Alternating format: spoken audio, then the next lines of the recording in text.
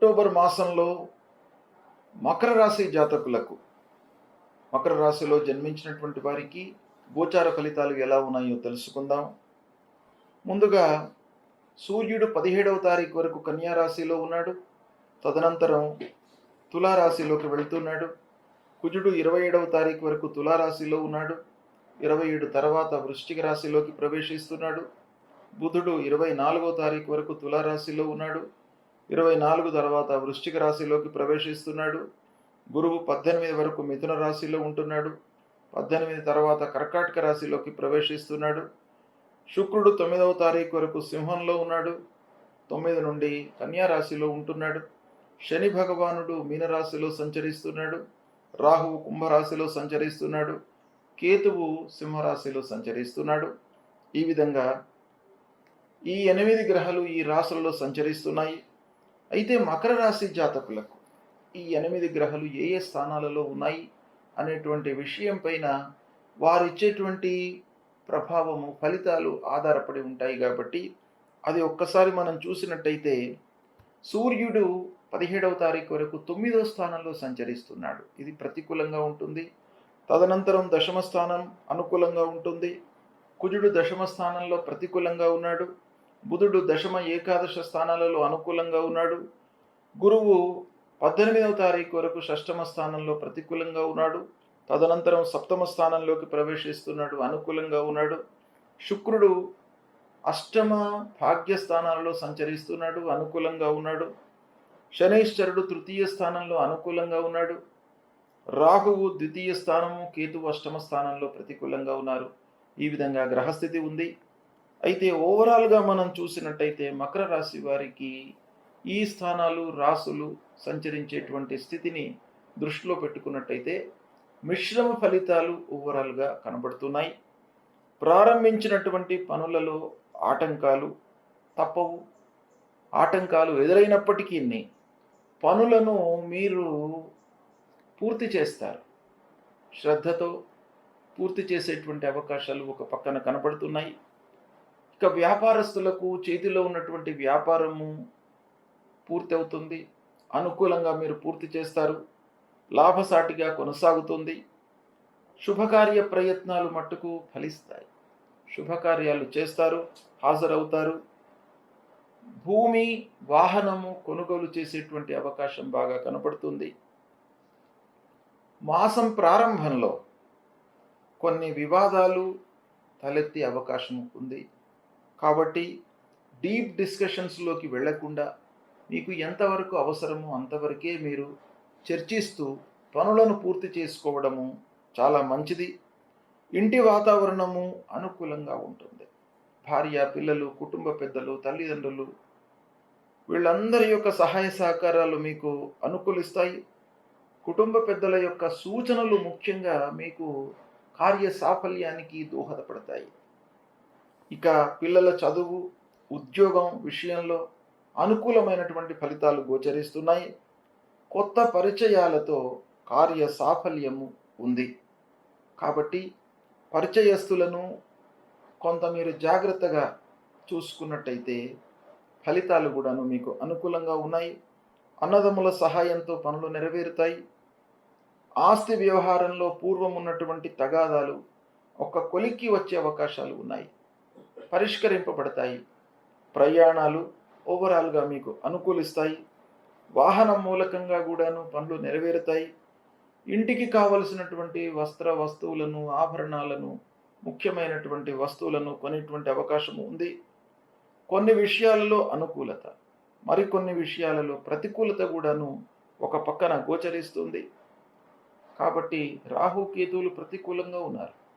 మిగతా గ్రహాలు అనుకూలంగా ఉన్నాయి. కాబట్టి కొన్ని రంగాలలో, కొన్ని విషయాలలో మీకు అనుకూలత ఉంది, కొన్నింటిలో ప్రతికూలత కనబడుతుంది.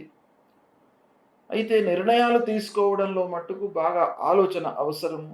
వృత్తి, వ్యాపారాలు సంతృప్తిగానే కొనసాగుతాయి. రావాల్సినటువంటి డబ్బు చేతికి అందుతుంది. కొత్త పనులు ప్రారంభించాలి అనేటువంటి ఒక సత్సంకల్పంతో మీరు ముందుకు వెళ్తారు. ప్రారంభించే అవకాశాలు ఉన్నాయి.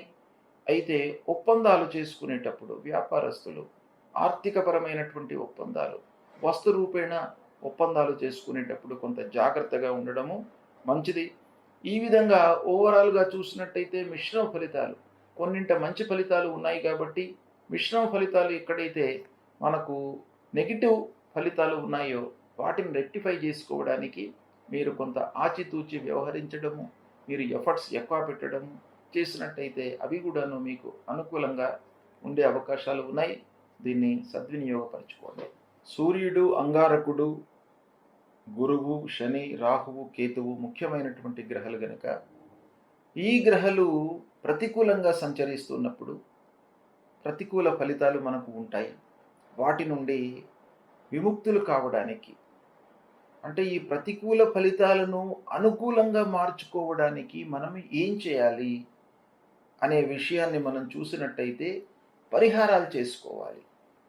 పరిహారాల్లో 2 రకాలుగా మనము చూస్తుంటాం. ఒకటి, మీరు చేసుకోవలసింది ఒకటి, అంటే ఆయా గ్రహాలకు సంబంధించినటువంటి కారకత్వాలను దృష్టిలో పెట్టుకొని వాటికి మనం ఏం చేయాలి. ఆర్థికపరమైనటువంటి సమస్యలు ఉన్నాయి అనుకోండి, వాటిని ఖర్చులు మనం తగ్గించుకోవడము, వ్యాపార విషయంలో ఇబ్బందులు ఉన్నట్టయితే ఒప్పందాలు చేసుకునేటప్పుడు జాగ్రత్త పడటము, వాహనముల మూలకంగా రిపేర్లు వచ్చే అవకాశాలు ఉన్నాయి అని మనకు తోచినట్టయితే దానికి సరిపడా మనం రెక్టిఫికేషన్స్ చేసుకోవడం, ఇవన్నీ కూడా మనం చేసుకోవాల్సినటువంటి జాగ్రత్తలు, తీసుకోవాల్సినటువంటి విషయాలు. అయితే ఇవన్నీ కూడాను మన చేతిలో ఉంటాయి. కొన్ని విషయాలు మన చేతిలో ఉండవు కనుక భగవంతుణ్ణి వేడుకోవడము, భగవంతుడిని స్తోత్రం చేయడము, భగవంతుడి యొక్క అనుగ్రహం కొరకై మనము పాటుపడము, ఇవే పరిహారాలు. కాబట్టి సూర్యుడి విషయంలో మీకు సూర్యుడు ప్రతికూలంగా ఉన్నప్పుడు అనారోగ్య సమస్యలు తలెత్తే అవకాశాలు ఉంటాయి. కాబట్టి సూర్యనారాయణుడికి మీరు ప్రతినిత్యం కూడాను నమస్కారం చేసుకోండి, అర్ఘ్య ప్రదానం ఇవ్వండి, ఆదిత్య హృదయం పారాయణం చేసుకోండి, మీకు అనుగ్రహిస్తాడు. అంగారకుడి విషయంలో సుబ్రహ్మణ్య స్వామి దేవాలయానికి వెళ్ళండి, కలహాలు రాకుండా చూస్తాడు. సాహసించి పనులు చేసినప్పుడు మనకు కొన్ని ఇబ్బందులు ఎదురవుతాయి, కానీ సాహసము చేయకుండా మనం పనుల లోపల సక్సెస్ రేట్ అనేది ఉండదు. కాబట్టి ఆ రెండిటిని కూడాను సమతుల్యంగా ఉంచడానికి అంగారకుడి యొక్క అనుగ్రహం కావాలి. సుబ్రహ్మణ్య స్వామిని వేడుకోండి, సుబ్రహ్మణ్య స్వామి దేవాలయానికి వెళ్ళండి. ఇక బుధుడు వ్యాపారానికి, బుద్ధికి, వీటన్నిటికి కూడాను మనకు కారకుడు. పనులు జరగడానికి విష్ణు సహస్రనామ పారాయణం చేసుకోండి. విష్ణువు మీ స్థితికి అనుకూలతను కలిగిస్తాడు. కాబట్టి ప్రతినిత్యం కూడాను విష్ణు సహస్రనామ పారాయణం చేయండి, లేదా నారాయణ మంత్రాన్ని, మూల మంత్రాన్ని పఠించండి. ఇక గురువు అతి ముఖ్యమైనటువంటి గ్రహము, చాలా విషయాలలో మనకు ప్రభావాన్ని చూపించేటువంటి గ్రహము. అలాంటి గ్రహము ప్రతికూలంగా ఉన్నప్పుడు గురు విషయమై మూలమంత్రాన్ని జపించండి, దత్తాత్రేయ స్వామి దేవాలయానికి వెళ్ళండి. అన్నిటికంటే కూడాను ముఖ్యమైనటువంటిది తల్లిదండ్రులను సేవించండి. తల్లిదండ్రుల యొక్క సేవ మీకు శ్రీరామ రక్ష.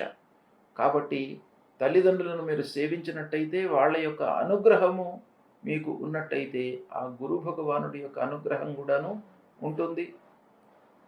తర్వాత గురువులను సేవించండి. ధార్మికమైనటువంటి ప్రవచనాలు చెప్తూ లోకంలో ఒక మంచిని, సన్మార్గాన్ని నిలపడానికి ప్రయత్నాలు చేస్తున్నటువంటి వారిని సేవించండి, దర్శించుకోండి. తర్వాత ముఖ్యంగా గురువు విషయం లోపల మీరు మూలమంత్రం అన్నిటికంటే చాలా ముఖ్యమైనది కాబట్టి అది చేయండి. ఇక శనేశ్వరుడి విషయంలో ఏలినాటి శని ఉన్నప్పుడు, అర్ధాష్టమ స్థానంలో ఉన్నప్పుడు, అష్టమ స్థానంలో ఉన్నప్పుడు, సప్తమ స్థానంలో ఉన్నప్పుడు మనకు ప్రతికూలమైనటువంటి ఫలితాలు శని మూలకంగా కలుగుతాయి గనక శని ప్రీత్యర్థమై శనికి సంబంధించినటువంటి మూలమంత్రాన్ని ప్రతినిత్యము చదువుకోండి. ఆంజనేయ స్వామి దేవాలయానికి వెళ్ళండి, 3 ప్రదక్షిణాలు చేసుకోండి, హనుమాన్ చాలీసా చదవండి. శనేశ్వరుడికి సంబంధించినటువంటి స్తోత్రాన్ని పారాయణం చేసుకోండి. నవగ్రహ స్తోత్ర పారాయణాన్ని చేయండి. ఈ విధంగా చేసినట్టయితే శని ప్రభావం తగ్గుతుంది. ఇక రాహు కేతువుల ప్రీత్యర్థమై అమ్మవారి దేవాలయానికి వెళ్ళండి, అమ్మవారిని సేవించండి. దుర్గామాత యొక్క అనుగ్రహం మూలకంగా రాహు ప్రభావం తగ్గుతుంది. తర్వాత గణపతిని స్మరించండి. గణపతిని స్మరించడం మూలకంగా మీకు ఆటంకాలు లేకుండా ఉంటాయి. కార్యాలు సాఫల్యంగా అనుకున్నటువంటి సమయంలో మీకు పూర్తి అయ్యే అవకాశాలు ఉంటాయి. కాబట్టి ఇలాంటివి పరిహారాలను మీరు పాటించినట్టయితే ఓవరాల్గా మీరు పరిహారాలు చేసేటప్పుడు దైవభక్తిని పెంచుకోండి. దైవం పైన మీరు నమ్మకాన్ని పెంచుకోండి.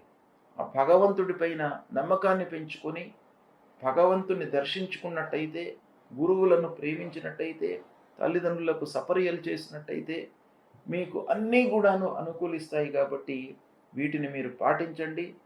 ఆ గ్రహాల యొక్క అనుగ్రహం మీకు లభిస్తుంది. శుభం.